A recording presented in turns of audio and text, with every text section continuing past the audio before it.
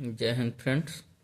आज हम लोग अगले टॉपिक के बारे में पढ़ेंगे, जो टॉपिक है evolution of computers. Evolution of computers, इसके बारे में हम लोग जानते हैं कि from the simple calculator to a modern day powerful data processing computing devices have evolved in a relatively short span of time.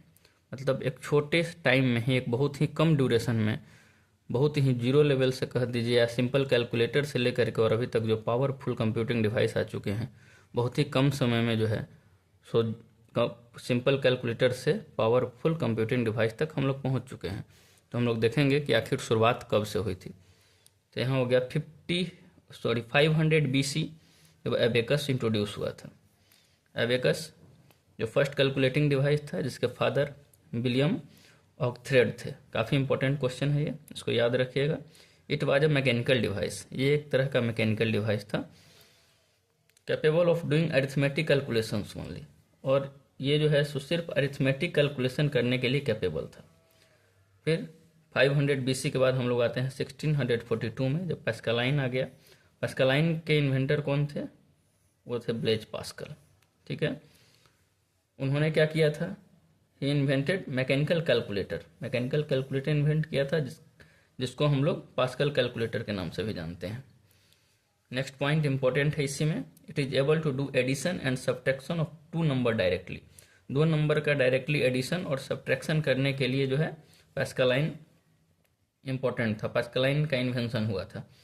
और मल्टीप्लिकेशन और डिवीजन जब हम करते थे तो वो जो है रिपीटेड एडिशन और सब्ट्रैक्शन के थ्रू होता था, वो डायरेक्टली नहीं होता था।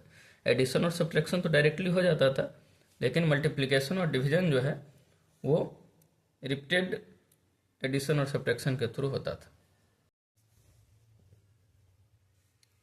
और अब 1834 में एनालिटिक इंजन जो है वो इंट्रोड्यूस हुआ। एनालिटिक इंजन का जो इन्वेंटर हैं वो किन्होंने इन्वेंट किया था?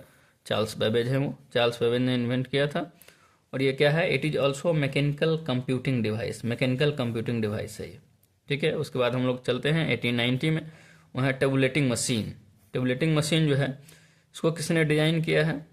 वह हरमन होलेरिथ। हरमन होलेरिथ जो है उन्होंने डिजाइन किया है टेबुलेटिंग मशीन को, जिसका काम क्या है? Summarising the data stored on the punch card. Punch card पर जो डेटा स्टोर है उसको समराइज करना है।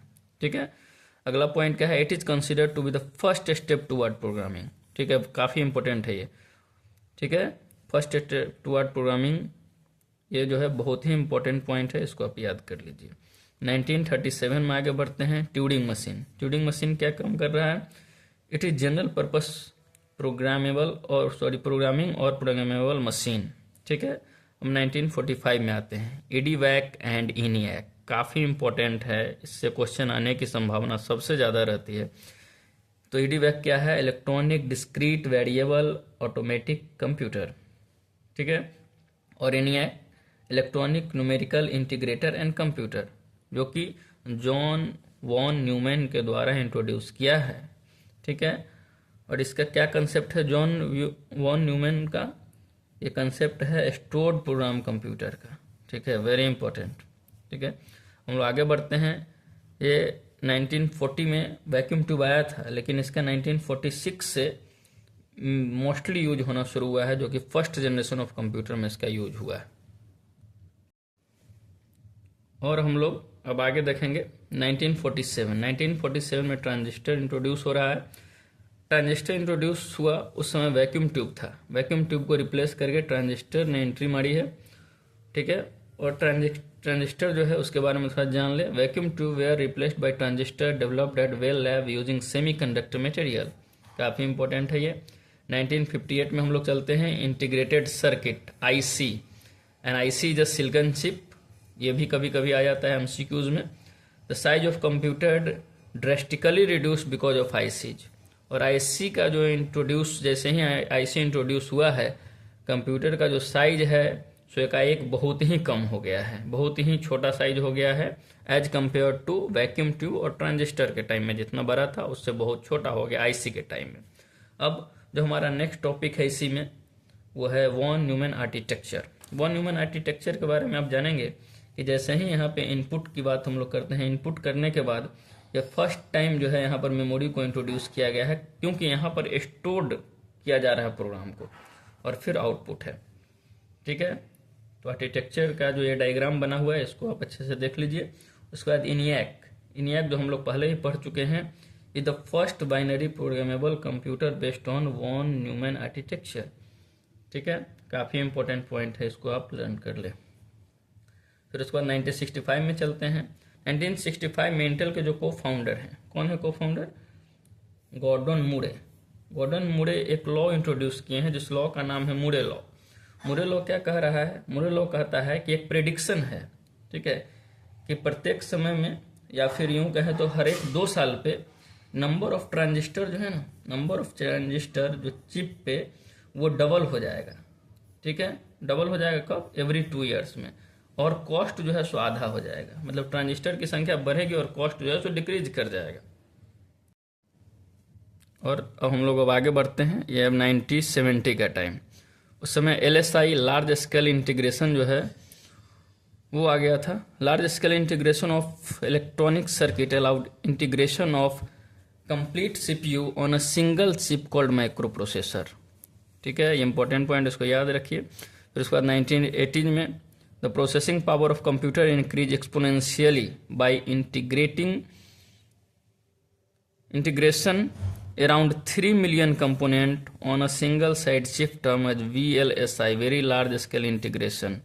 ठीक है, further advancement in technology has made it feasible to fabricate high density of transistor approx 106 component on a single IC. ठीक है, यहाँ small size chip है और यहाँ single IC है, इसका डिफरेंस समझिए, called super large scale computer. ठीक है, तो हम लोग क्या क्या पढ़े हैं? LSI लार्ज स्केल इंटीग्रेशन, उसके बाद VLSI very large scale integration, उसके बाद SLSI super large scale integration. ठीक है, उसके बाद चलते हैं 1981 में IBM introduce it's first PC for home. ठीक है, 81 में IBM फर्स्ट PC जो है वो इंट्रोड्यूस किया था। उसके बाद 1984 में एप्पल इंट्रोड्यूस कर दिया। ठीक है, मैकिन्टोश मशीन। ठीक है, मैकिन्टोश मशीन एप्पल के ऑपरेटिंग सिस्टम को macOS बोलते हैं। अब हम लोग बात करेंगे next point, the popularity of PC surged by the introduction of GUI based operating system by Microsoft. और जब से माइक्रोसॉफ्ट ने अपना ऑपरेटिंग सिस्टम लॉन्च किया है उसके बाद से GUI का जो है ग्राफिकल यूजर इंटरफेस का क्रेज बहुत ज़्यादा बढ़ गया है। हम लोग आते हैं 1990 में, उस समय WWW जो वर्ल्ड वाइड वेब है further accelerate mass use of computer, और कंप्यूटर का जो है मास यूज उसी समय से शुरू हो गया। Thereafter computer have become a indispensable part of everyday life, बहुत ही उपयोगी चीज हो गया सभी के जीवन में। उसके बाद जो है पर्सनल कंप्यूटर के बाद वेयरेबल गैजेट्स जो हैं वो आ गए, जैसे स्मार्ट वॉच हो गया, आईलेंस हो गया। फिर उसके बाद IoT आ गया, इंटरनेट ऑफ थिंग्स, उसका इम्पैक्ट रोल आ गया हम लोग की लाइफ में। और अब AI आर्टिफिशियल इंटेलिजेंस जो है सो इम्पोर्टेंट रोल प्ले कर रहा है। आपको जानकारी अच्छी लगी हो, अच्छे से आप समझ गए हो तो हमारे चैनल को लाइक कीजिए, सब्सक्राइब कीजिए और वीडियो को शेयर करना बिल्कुल ना भूलें।